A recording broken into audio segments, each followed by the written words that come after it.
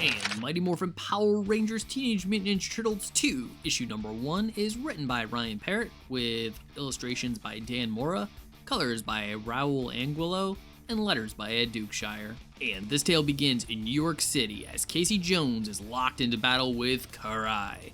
His goal, getting information on the Shredder's location. However, during the fight, Casey is hit from behind as he then looks on in shock and Karai with joy.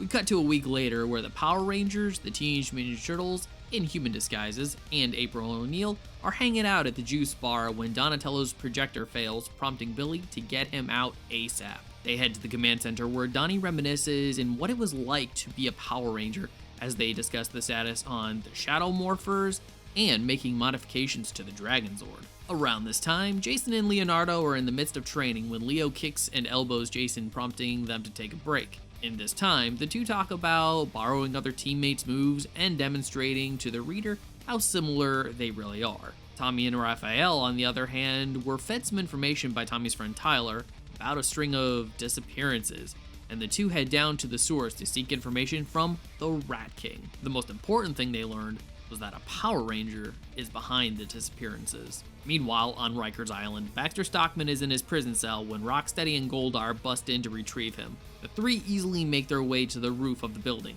when the Turtles and Rangers jump in. The battle is fierce, but the combined forces of Rangers and Turtles sways things in their favor. Suddenly, Casey Jones appears and at first seems fine, that is, until he knocks Donnie out from behind and morphs into a Ranger with extreme power. Casey attacks the others and assists in the escape of Stockman, leaving the Rangers and Turtles shocked and saddened. And all I can start with is, wow, okay, this is an excellent continuation from the first series. And it is really cool to see that both the Rangers and the Turtles still hang out after the adventure they had together. In some aspects, this looks like a get-together that takes place quite often. And from these interactions, we see just how open these two teams are with each other as they're sharing technology, they're training together, and sharing fight experiences. And even from Donnie's mention of Billy's work in progress on the Shadow Morphers, tells us that it seems like the Power Rangers are trying to help the Turtles gain permanent access to the morphing grid, which is actually really interesting considering what we know about Zordon, particularly from, the other Boom Studios mainline Power Rangers comic. He doesn't really like to share access to the morphing grid with others. But I mean, I guess if he were to say, okay, if anyone else on this planet deserves to have access to the Morphin grid, it might as well be the Teenage Mutant Ninja Turtles. To which I now do wonder, if Zordon had been aware of the Teenage Mutant Ninja Turtles from the jump, would he have selected them from the beginning rather than the teenagers from Angel Grove? But to continue, I really like the dialogue between, the Rangers and the Turtles. I specifically like, when Jason and Leonardo, they're training together, they're talking and discussing, how each of them have borrowed moves from one of their other teammates, particularly Leonardo taking moves once from Raphael and Jason doing the same with Tommy. And both Raph and Tommy apparently didn't like that one bit. But the biggest takeaway from this discussion is both Jason and Leonardo demonstrating just how much trust they have in their teams. And just on a quick note, one thing about the scene at the juice bar that the more I played it in my head, the more funny it seemed, was April O'Neil sitting down with Trini and Kimberly, and they're just nonchalantly talking. I mean, yes, we as the reader knows that April knows that these are the Power Rangers, but I wonder to everybody else in the surrounding area, it's like, okay, here's at best, late 20s reporter celebrity just chilling with a bunch of high schoolers. I mean, I could just in my head imagine what kind of conversation would take place with the parents where, Trini or Zach or something tells their parents, hey, I'm going out with a friend for a little while. Oh yeah, who is it? Oh, April O'Neil, that, 28-year-old reporter from New York City. Also, the Rat King. Can we talk about the Rat King for a second? Because that was super dope. That's a character I haven't really seen much of in Teenage Mutant Ninja Turtles lore, but it's always welcome whenever he does show up.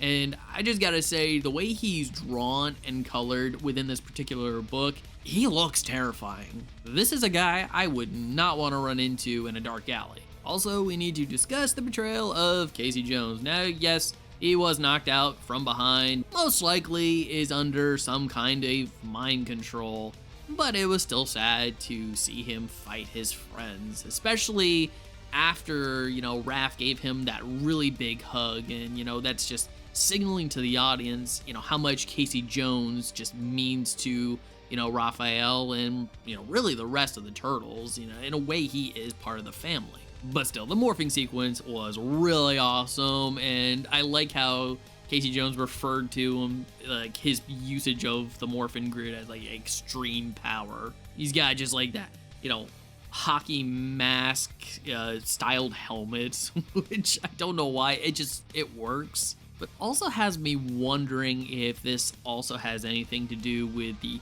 shadow morphers that Billy has been working on for the Turtles. Do all of the current missing villains potentially now have morphers of their own? And because Billy has been working on those shadow morphers, I do have to wonder, is there a spy? Are one of the Rangers or Turtles currently under some kind of mind control? And when it comes to the art, Dan Mora blows it out of the water like he always does when I read a Power Rangers title. And then when you take Raul's colors and add it with Dan Mora's pencils, yeah, there's a lot of added depth to these panels.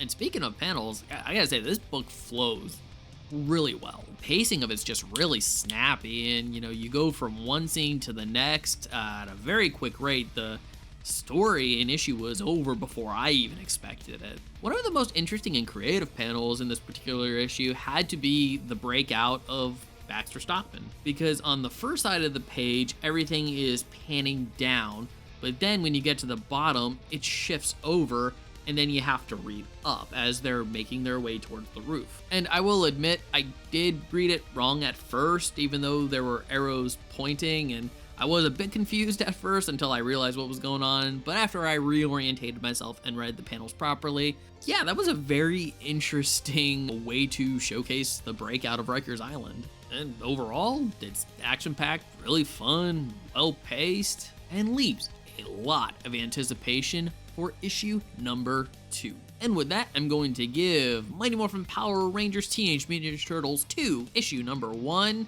a 9 out of 10.